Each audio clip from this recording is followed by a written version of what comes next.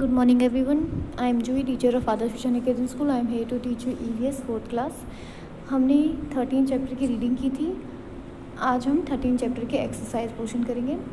पहला है आप लोगों को tick the correct statement. All the animals live in the sea. सारे जो एनिमल्स हैं वो क्या सी में रहते हैं? नहीं. Wrong. When it rains small puddles are formed around us. जब बरसात होती है तो स्मॉल पेडल्स जो हमारे आसपास जो है फॉर्म करती है, तो वो राइट है.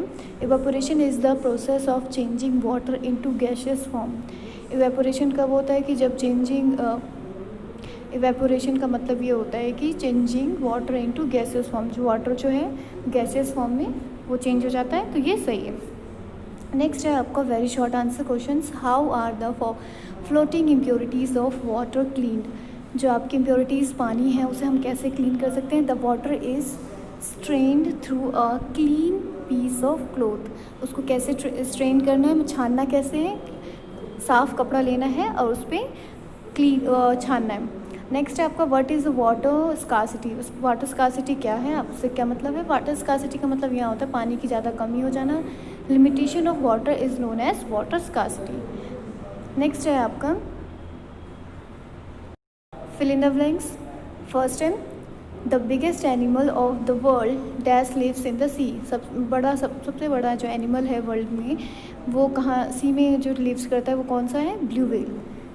Due on the leaves is the form of. Leaves पे जब कुछ ड्रॉप्स होते हैं तो वो कौन सा फॉर्म करता है? वो कंडेंसेशन का. तो कंडेंसेशन लिखेंगे. The clouds are made up of water. तो वाटर वेपर के कारण होता है, तो वाटर यहाँ पर फिल करिए. नेक्स्ट है आपका tick the correct option. Which of these birds lives near water. इनमें से कौन सा जो बर्ड्स है वो वाटर के आसपास रहते हैं? तो वो फ्लेमिंगो है, तो फ्लेमिंगो पे टिक करेंगे. Which of the following animals lives in the sea. Sea में कौन से एनिमल्स रहते हैं? ब्लू व्हेल, उस पर टिक करेंगे. नेक्स्ट है आपके question answer. Short question answer है व्हाट इज़ कंडेंसेशन. क्या है? Water droplets form when the warm and damp air meets the cold glass bottle surface. क्या होता है कि जब कोल्ड ग्लास, जब ठंडी पानी जो ग्लास में रखेंगे और अगर उसे हम नॉर्मल टेम्परेचर में या वार्म टेम्परेचर में रखेंगे तो ये कुछ ड्रॉप्स वाटर का उस पर फॉर्म करने लगता है. ये आपका कंडेंसेशन है. नेक्स्ट है what is the evaporation. When it rains small puddles are formed after the rain is over these puddles dry up and change to gaseous form. This process is called evaporation. क्या होता है कि जब आपके rain water जो है वो small pedals में जब फॉर्म करते हैं तो वो क्या होता है कि कुछ देर बाद देखना कि हीट की कांटेक्ट में आने के बाद वो एक गैसियस फॉर्म में कन्वर्ट हो जाते हैं. उसे बोलते हैं हम इवेपोरेशन. ठीक है. नेक्स्ट है आपका लॉन्ग आंसर क्वेश्चन से. Define the water cycle. आपको वाटर साइकिल डिफाइन करना है और साथ ही साथ मैंने इसमें डायग्राम भी बनाए. आप भी डायग्राम बनाओगे बच्चे. तो स्टार्ट करते हैं. The water is converted into water vapor. The water vapor in the air is blown by wind. क्या होता है कि वाटर वेपर जो आपका जो वाटर जो है कन्वर्ट हो जाता है किसमें? वाटर वेपर में. और फिर वो वाटर वेपर जो है वो एयर में जाके ब्लोन हो जाता है विंड, हवा के कांटेक्ट में आके. It rise high up in the sky. वो स्काई में चले जाते हैं और क्लाउड फॉर्म करते हैं. As the sky is cold. Sky तो आपको पता है कोल्ड होता है, तो the water vapour condenses into tiny droplets of water. Tiny droplets में वो कन्वर्ट हो जाते हैं और वो these droplets of water gather together. वो जो छोटे जो पानी के ड्रॉपलेट्स हैं वो एक साथ मिलके क्या फॉर्म करते हैं?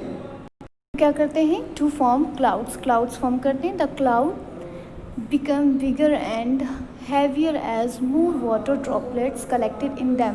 क्या होता है उसमें कि ज़्यादा पानी कलेक्ट होने के कारण वो बड़ा और हैवी हो जाता है. उसके कारण क्या होता है कि वो रेन के फॉर्म में होता है. मतलब when the droplets in the clouds become too big. जब ज़्यादा हो जाता है तो they fall on the earth in the form of rain. फिर वो बारिश के फॉर्म में होके वो बरसते हैं अर्थ पे. ये देखो मैंने वाटर साइकिल बनाया है. आप भी, आपके बुक में ये दिया हुआ है डायग्राम. आप अपने बुक में से भी हेल्प ले सकते हो इस डायग्राम के लिए. क्लाउड बनाना है आपको, नीचे ग्राउंड बनाना है, वाटर बनाना है. आपको दिखाना है इन एरो के कारण जो आपके ग्राउंड वाटर है ऊपर की तरफ जा रहे हैं इवेपोरेट होके. सन है, सन का दिखाना भी ज़रूरी है.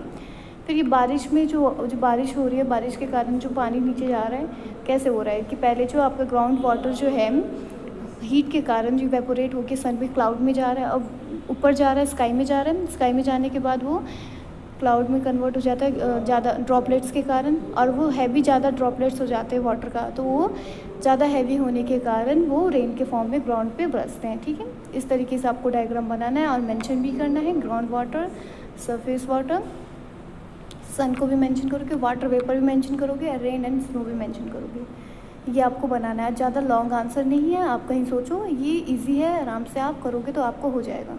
नेक्स्ट है आपका right a short note on the settling. आपका जो है सेटलिंग के ऊपर शॉर्ट नोट लिखना है। तो सेटलिंग प्रोसेस कैसे होता है, हम स्टार्ट करते हैं। To purify muddy water it should be allowed to stand still for a long period of time. जो आपके जो पानी है उसको प्यूरिफाई करने के लिए हमें कुछ देर तक रखना होता है। फिर this process is called settling process. इसी प्रोसेस को हम बोलते हैं सेटलिंग प्रोसेस। इस एक्सरसाइज को और क्वेश्चन आंसर को अपने नोटबुक में अच्छे से नोट करेंगे और साथ ही के साथ इसको लर्न भी करेंगे। Thank you.